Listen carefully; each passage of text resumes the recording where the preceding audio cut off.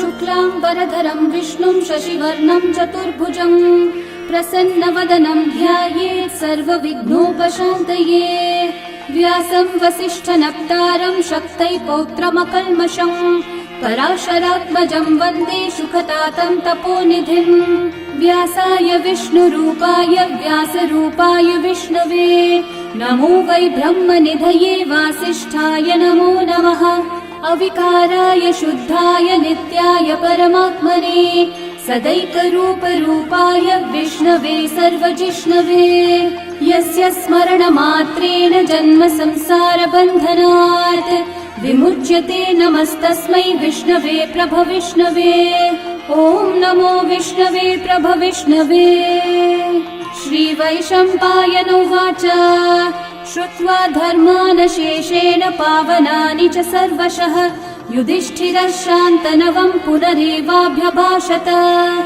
युधिष्ठिर उवाच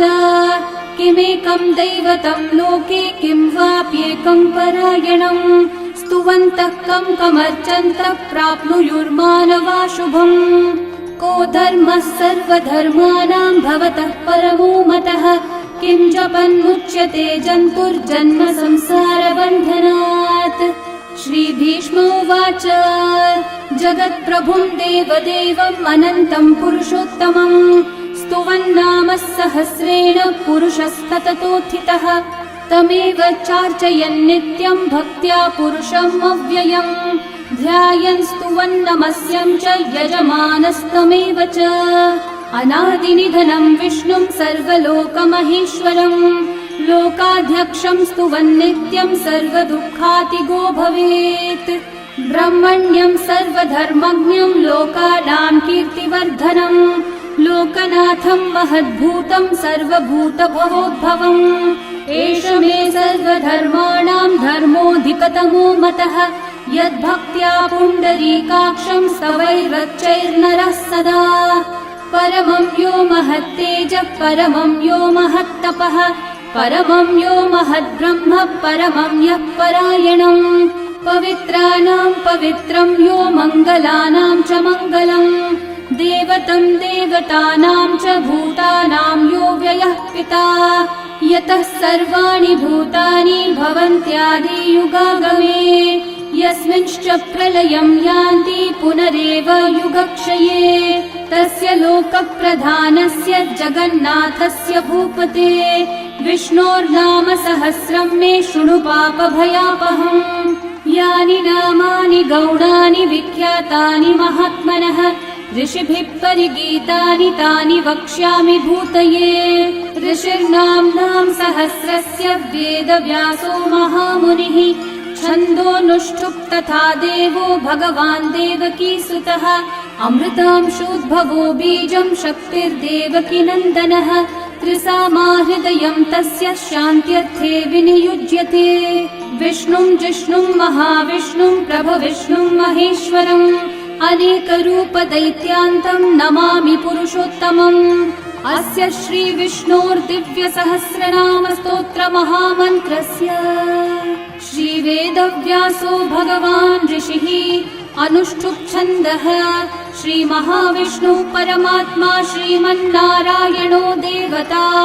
अमृतांशोद्भवो भानुरिति बीजम् देवकी नन्दनसृष्टेति शक्तिः उद्भवक्षोभणो देव इति परमो मन्त्रः शङ्खबृन्नन्दकी चक्रीति कीलकम् शार्ङ्गधन्वा गदाधर इति अस्त्रम् रथाङ्गपाणिरक्षोभ्य इति नेत्रम्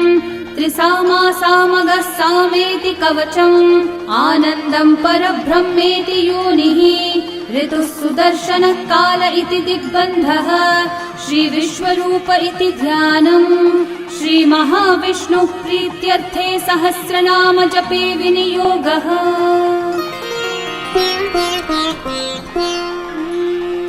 ध्यानम्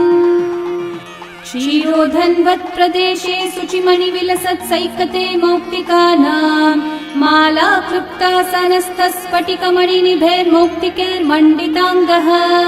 शुभ्रैरभ्रैरतभ्रैरुपरि विरचितैर्मुक्तपीयूषवर्षैः आनन्देन पुनीयादरिनलिनगदा शङ्खपाणिर्मुकुन्दः भुवपादौ यस्य नाभिर्वियदसुरनिलश्चन्द्रसूर्यौ च नेत्रे कर्णावाशाशिरौ द्योर्मुखमपि दहनो यस्य वास्तेयमब्धिः अन्तस्थं यस्य विश्वं सुरनरखगो भोगि गन्धर्वदैत्यैः चित्रं रम्यते तं त्रिभुवन विपुषं विष्णुमीशं नमामि। ॐ नमो भगवते वासुदेवाय। शान्ताकारं भुजगशयनं पद्मनाभं सुरेशं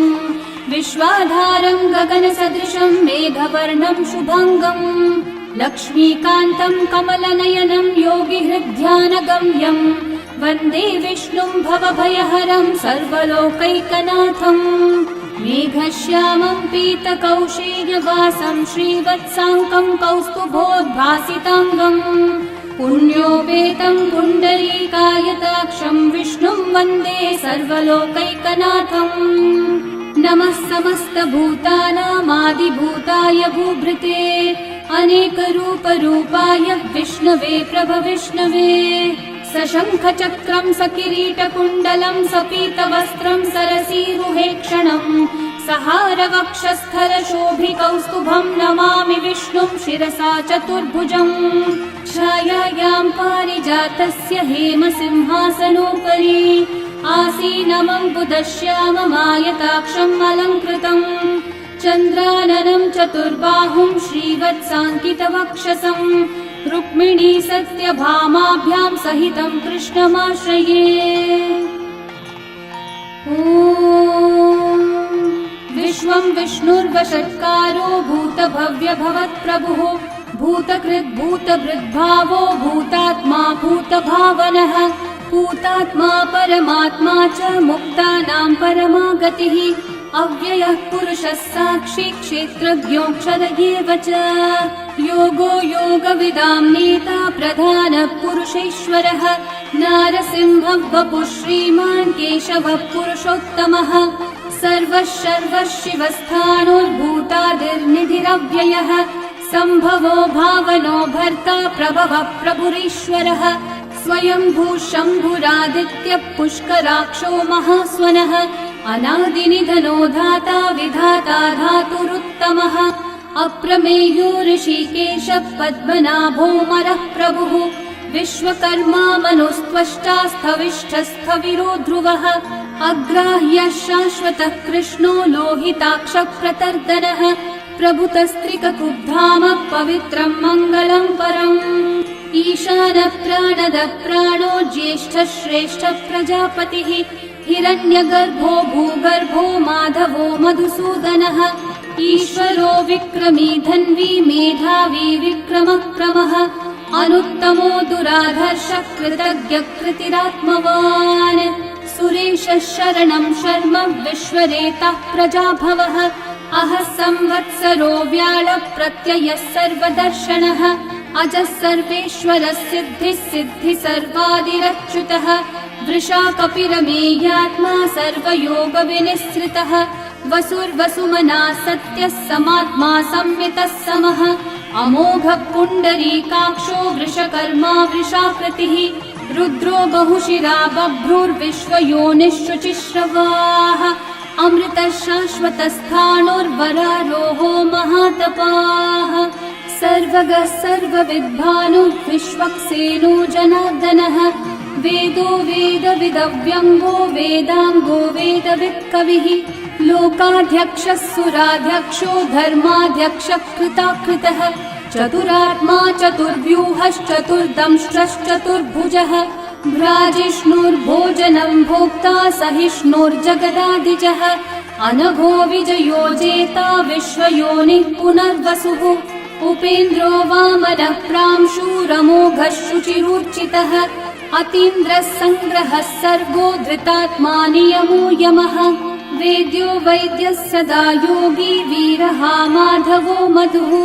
अतीन्द्रियो महामायो महोत्साहो महाबलः महाबुद्धिर्महावीर्यो महाशक्तिर्महाद्युतिः अनिर्देश्य वपुः श्रीमान् अमेयात्मा महाधृतक्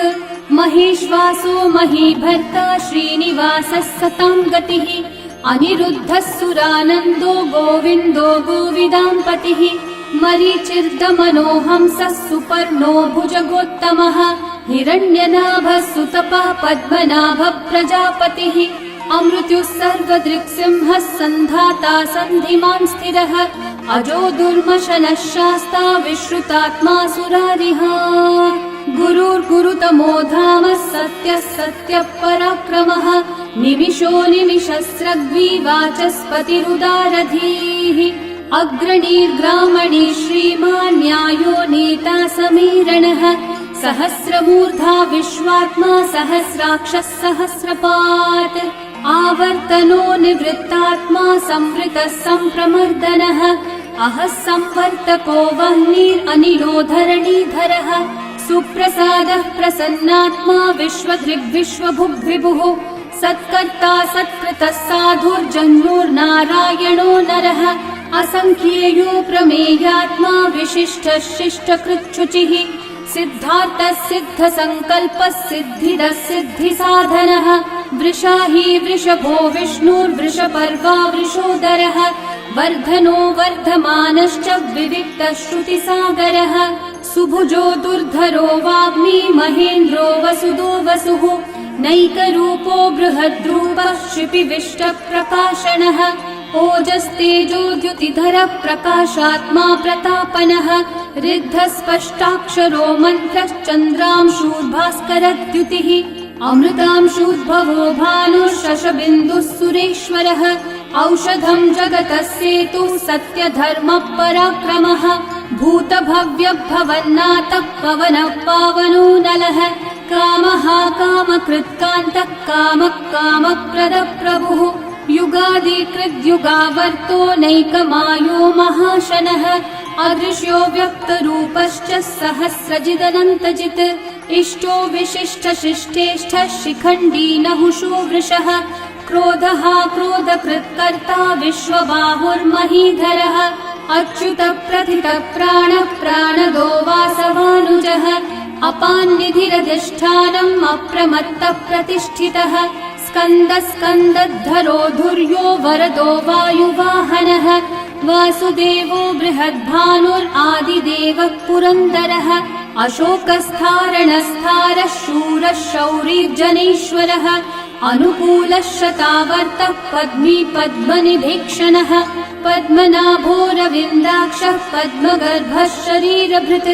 महर्धिरिग्धो वृद्धात्मा महाक्षो गरुडध्वजः अतुलः शरभो भीमः समयज्ञो हविर्हरिः सर्वलक्षणलक्षण्यो लक्ष्मीवान् समितिञ्जयः विक्षरो रोहितो मार्गो हेतुर्दामोदरः सहः महीधरो महाभागो वेगवानमिताशनः उद्भवक्षोभणो देवः श्रीगर्भः परमेश्वरः करणं कारणं कर्ता विकर्ता गहनो गुहः व्यवसायो व्यवस्थानः संस्थानस्थानदो ध्रुवः परर्धि परमस्पष्टः तुष्टः पुष्टः शुभेक्षणः रामो विरामो विरतो मार्गो नेयो नयो नयः वीरशक्तिमतां श्रेष्ठा धर्मो धर्मविदुत्तमः वैकुण्ठः पुरुषः प्राणः प्राणदः प्रणवः पृथुः हिरण्यगर्भः शत्रुघ्नो व्याप्तो वायुरधोक्षजः ऋतुः सुदर्शनः कालः परमेष्ठी परिग्रहः उग्रः संवत्सरो दक्षो विश्रामो विश्वदक्षिणः विस्तारस्थावरस्थाणुः प्रमाणं बीजमव्ययम् अर्थोऽनर्थो महाकोशो महाभोगो महाधनः अनिर्विण्णस्थविष्ठो भूर्धर्मयूपो महामखः नक्षत्रनेमिर्नक्षत्री क्षामः समीहनः यज्ञयुज्यो महेज्यश्च क्रतुः सत्रं सताङ्गतिः सर्वदर्शी विमुक्तात्मा सर्वज्ञो ज्ञानमुत्तमम् सुव्रतः सुमुखः सूक्ष्मः सुघोषः सुखदः सुहृत् मनोहरो जितक्रोधो वीरबाहुर्विदारणः स्वापनः स्ववशो व्यापी नैकात्मा नैककर्मकृत् वत्सरो वत्सलो वत्सी रत्नगर्भो धनेश्वरः धर्मकृद्धर्मी सदसक्षरमक्षरम् अविज्ञाता सहस्रांशूर्विधाता कृतलक्षणः गभस्तिनेमि सत्त्वस्थः सिंहो भूतमहेश्वरः आदिदेवो महादेवो देवेशो देवभृद्गुरुः उत्तरो गोपतिर्गोप्ता ज्ञानगम्यः पुरातनः शरीरभूतभृद्भोक्ता कपीन्द्रो भूरि दक्षिणः सोमपोऽमृतपः सोमः पुरुजित्पुरुसत्तमः विनयोजयः सत्यसन्धो दाशारः सात्वतां पतिः जीवो विनयिता साक्षी मुकुन्दोऽमितविक्रमः अम्भो निधिरनन्तात्मा महोदधिशयोऽन्तकः अजो महार्ह स्वाभाव्यो जितामित्रप्रमोदनः आनन्दो नन्दनो नन्दः सत्यधर्मा त्रिविक्रमः महर्षि कपिलाचार्य कृतज्ञो मेदिनीपतिः त्रिपदस्त्रिदशाध्यक्षो महाशृङ्गकृतान्तकृत् महावराहो गोविन्दः सुषेणः कनकाङ्गदी गुह्यो गभीरो गहनो गुप्तश्चक्रगदाधरः वेधास्वाङ्गोचितः कृष्णो दृढसङ्कर्षणोच्युतः वरुणो वारुणो वृक्षः पुष्कराक्षो महामनाः भगवान् भगहानन्दी वनमाली हलायुधः आदित्यो ज्योतिरादित्यः सहिष्णुर्गतिसत्तमः सुधन्वाखण्ड परशुर्दारुणो द्रविणप्रदः दिवस्पृक् सर्वदृग्व्यासो वाचस्पतिरयो निजः त्रिसामासामगः सामन्निर्वाणम् भेषजम्भिषक् सन्न्यासकृच्छमः शान्तो निष्ठा शान्तिपरायणम् शुभाङ्गः शान्तिदः सृष्टा कुमुदः कुवलेशयः गोहितो गोपतिर्गोप्ता वृषभाक्षो वृषप्रियः अनिवर्ती निवृत्तात्मा संक्षेप्ताक्षेमकृच्छिवः श्रीवत्सवक्षा श्रीवासः श्रीपतिः श्रीमतांवरः श्रीधः श्रीशः श्रीनिवासः श्रीनिधिः श्रीविभावनः श्रीधरः श्रीकरः श्रेयः श्रीमान् लोकत्रयाश्रयः स्वक्षः स्वङ्गः शतानन्दो नन्दिर्ज्योतिर्गणेश्वरः विजितात्मा विधेयात्मा सत्कीर्तिश्चिन्न संशयः उदीर्णः सर्वतश्चक्षुरनीशः शाश्वतस्थिरः भूषयो भूषणो भूतिर्विशोकः शोकनाशनः अर्चिष्मान् अर्चितः कुम्भो विशुद्धात्मा विशोधनः अनिरुद्धो प्रतिरथ प्रद्युम्नोमितविक्रमः कालनेमी निहावीरः शौरी शूरजनेश्वरः त्रिलोकात्मा त्रिलोकेशः केशवः केशिहा हरिः कामदेवः कामपालः कामिकान्तः कृतागमः अनिर्देश्य वपुर्विष्णु वीरोऽनन्तो धनञ्जयः ब्रह्मण्यो ब्रह्मकृद्ब्रह्मा ब्रह्म ब्रह्मविवर्धनः ब्रह्मविद् ब्राह्मणो ब्रह्मी ब्रह्मज्ञो ब्राह्मणप्रियः महाकर्मो महाकर्मा महातेजा महोरगः महाक्रतुर्महायज्वा महायज्ञो महाहविः स्तव्यस्तव प्रियस्तोत्रम् स्तुतिस्तोतारणप्रियः पूर्णपूरयिता पुण्यकीर्तिरणामयः मनोजवस्तीर्थकरो वसुरेता वसुप्रदः वसुप्रदो वासुदेवो वसुर्वसुमनाहविः सद्गति सत्कृति सत्ता सद्भूति सत्परायणः शूरसेनो यदुश्रेष्ठः सन्निवासः सुयामुनः भूता वासो वासुदेवः सर्वासु निलयो नलः दर्पः दर्पदो दृप्तो दुर्धरोऽथा पराजितः विश्वमूर्तिर्महामूर्तिर्दीप्तमूर्तिरमूर्तिमान् अनेकमूर्तिरव्यक्तः शतमूर्तिः शताननः एकोनैकः स वः किं यतत्पदमनुत्तमम् लोकबन्धुर्लोकनाथो माधवो भक्तवत्सलः सुवर्णवर्णो हेमाङ्गो वराङ्गश्चन्दनाङ्गदे वीरः विषमः शून्यो घृताशीरशलश्चलः अमानी मानदो मान्यो लोकस्वामी त्रिलोकदृक् सुमेधा मेधजो धन्यः सत्यमेधाधराधरः तेजो वृषो द्युतिधरः सर्वशस्त्रभृताम्बरः प्रग्रहो निग्रहो व्यग्रो नैकः शृङ्गो गदाग्रजः चतुर्मूर्तिश्चतुर्बाहुश्चतुर्व्यूहश्चतुर्गतिः चतुरात्मा चतुर्भावश्चतुर्वेदविदेकपात् समावर्तो निर्वृत्तात्मा दुर्जयो दुरतिक्रमः दुर्लभो दुर्गमो दुर्गो दुरावासो दुरारिहा शुभांगो लोकसारंगः सुतन्तुस्तन्तुवर्धनः इन्द्रकर्मा महाकर्मा कृतकर्मा कृतागमः उद्भवः सुन्दर सुन्दो रत्ननाभः सुलोचनः अर्को वाजस्सनः शृङ्गी जयन्तः सर्वविजयी सुवर्णबिन्दु रक्षोभ्यः सर्ववागीश्वरेश्वरः महाहृदो महागर्तो महाभूतो महानिधिः कुमुदः कुन्दरः कुन्दः पर्जन्यः पावनो निलः अमृताशोऽमृतवपुः सर्वज्ञः सर्वतोमुखः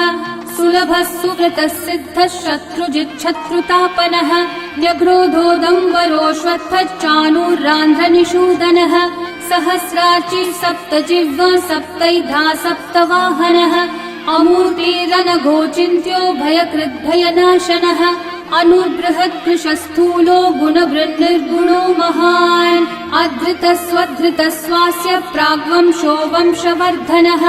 भारभृत्कथितो योगी योगीशः सर्वकामदः आश्रमः श्रमणः श्रामः सुपर्णो वायुवाहनः धनुर्धरो धनुर्वेदो दण्डो दमयिता दमः अपराजितः सर्वसहो नियन्ता नियमो यमः सत्त्ववान् सात्विकः सत्यः सत्यधर्मपरायणः अभिप्रायप्रियार्होर्हः प्रियकृत्कृतिवर्धनः विहाय स गतिर्ज्योतिः सुरचिर्हुतभुक्विभुः रविर्विरोचनः सूर्यः सविता रविलोचनः अनन्तो हुतभुग्भोक्ता सुखदो नैकजोऽग्रजः अनिर्विण्णः सदा मर्षि लोकाधिष्ठानमद्भुतः सनात् सनातनतमः कपिलः कपिरव्ययः स्वस्तिदः स्वस्तिकृत् स्वस्ति स्वस्ति भुक् स्वस्ति दक्षिणः अरौद्रः कुण्डली चक्री विक्रम यूजितशासनः शब्दातिगः शब्दसः शिशिरः शर्वरीकरः अक्रूरः पेशलो दक्षो दक्षिणः क्षमिनाम्बरः विद्वत्तमो वीतभयः पुण्यश्रवणकीर्तनः उत्तारणो दुष्कृतिः पुण्यो दुःस्वप्ननाशनः वीरः रक्षणः सन्तो जीवनः पर्यवस्थितः अनन्तरूपोऽनन्तः श्रीर्जितमन्युर्भयापहः चतुर्रश्रो गभीरात्मा विदिशो व्यादिशो दिशः अनादिर्भूर्भुवो लक्ष्मी सुवीरो रुचिराङ्गदः जननो जनजन्मादि भीमो भीमपराक्रमः आधारनिलयो धाता पुष्पहासः प्रजागरः ऊर्ध्वगः सत्पथाचारः प्राणदः प्रणवपणः प्रमाणं प्राणनिलयं प्राणभृत् प्राणजीवनः तत्त्वं तत्त्वविदेकात्मा जन्म मृत्युजरातिगः भूर्भुवः स्वस्तरुस्तारः सविता प्रपितामहः यज्ञो यज्ञपतिर्यज्वा यज्ञाङ्गो यज्ञवाहनः यज्ञभृद्यज्ञकृद्यज्ञी यज्ञभुग्यज्ञसाधनः यज्ञातकृद्यज्ञगुह्यामन्नमन्नादयेव च आत्मयोनिः स्वयं जातो वैखानः सामगायनः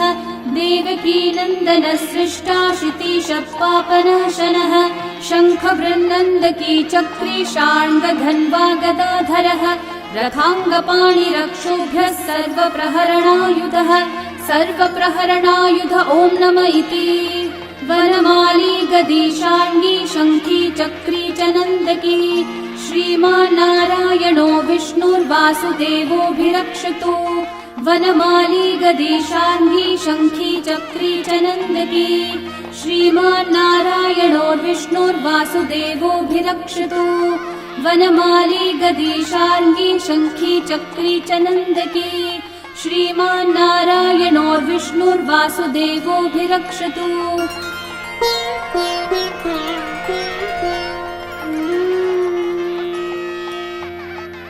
इतीदं कीर्तनीयस्य केशवस्य महात्मनः नाम्नां सहस्रं दिव्यानामशेषेण प्रकीर्तितम् य इदं शृणुयान्नित्यं यश्चापि परिकीर्तयेत् न शुभं प्राप्नुयात् किञ्चित् सोमुत्रेह च मानवः वेदान्तगो ब्राह्मणः स्यात् क्षत्रियो विजयी भवेत् वैश्यो धनसमृद्धः स्यात् शूद्रः सुखमवाप्नुयात् धर्मार्थी प्राप्नुयात् धर्मम् अर्थार्थी चार्थमाप्नुयात् कामानवाप्नुयात् कामी प्रजार्थी चाप्नुयात् प्रजाम् भक्तिमान् यः सदोत्थाय शुचिस्तद्गतमानसः सहस्रं वासुदेवस्य नाम्नामेतत् प्रकीर्तये यशः प्राप्नोति विपुलं याति प्राधान्यमेव च अचलां श्रियमाप्नोति श्रेय प्राप्नोत्यनुत्तमम् न भयं क्वचिदाप्नोति वीर्यं तेजश्च विन्दति भवत्यरोगो द्युतिमान् बलरूपगुणान्वितः रोगार्तो मुच्यते रोगात् बद्धो मुच्येत बन्धनात् भयान्मुच्येत भीतस्थो मुच्येतापन्न आपदः दुर्गान्यतितरत्याशु पुरुषः पुरुषोत्तमम् स्तुवन्नाम सहस्रेण नित्यं भक्ति समन्वितः वासुदेवाश्रयो मर्त्यो वासुदेवपरायणः सर्वपापविशुद्धात्मा याति ब्रह्म सनातनम् न वासुदेव भक्तानामशुभं विद्यते क्वचित् जन्म मृत्यु जरा व्याधि भयं नैवोपजायते इमं स्तवमधीयानः श्रद्धा भक्ति समन्वितः युज्येतात्मसुखः शान्ति श्रीधृति स्मृतिकीर्तिभिः न क्रोधो न च मात्सर्यं न लोभो नाशुभा मतिः भवन्ति कृतपुण्यानां भक्तानां पुरुषोत्तमे द्यौस चन्द्रार्कनक्षत्राखं दिशो भूर्महो दधिः वासुदेवस्य वीर्येण विदतानि महात्मनः ससुरासुरगन्धर्वं सयक्षूरगराक्षसं जगद्वशे वर्ततेदं कृष्णस्य सचराचरम् इन्द्रियाणि मनोबुद्धिः सत्त्वं तेजो बलं द्युतिः वासुदेवात्मकन्याहुः क्षेत्रं क्षेत्रज्ञ एव च सर्वागमानामाचार प्रथमं परिकल्पते आचार प्रभवो धर्मो धर्मस्य प्रभुरच्युतः ऋषयः पितरो देवा महाभूतानि धातवः जङ्गमाजङ्गमं चेदं जगन्नारायणोद्भवम् योगो ज्ञानं तथा साङ्ख्यं विद्या शिल्पादिकर्म च वेदाः शास्त्राणि विज्ञानम् एतत् सर्वं जनार्दनात् एको विष्णुर्महद्भूतं पृथक् भूतान्यनेकशः त्रिलोकान् व्याप्य भूतात्मा भुङ्क्ते विश्वभुगव्ययः इमं स्तवं भगवतो विष्णोर्व्यासेन कीर्तितं पठ्येद्य इच्छेत् पुरुषः श्रेयः प्राप्तुं सुखानि च विश्वेश्वरमजं देवं जगतः प्रभुमव्ययम् भजन्ति ये पुष्कराक्षं न ते यान्ति पराभवम् न ते यान्ति पराभवम् ॐ नमः इति अर्जुनोवाच पद्मपत्र विशालाक्ष पद्मनाभः सुरोत्तम भक्तानामनुरक्तानां त्राता भव जनार्दन श्रीभगवानुवाच यो मां नाम सहस्रेण स्तोतुमिच्छति पाण्डव सोऽहमेकेन श्लोकेन स्तुत एव न संशयः स्तुत एव न संशय ॐ नमः इति व्यास उवाच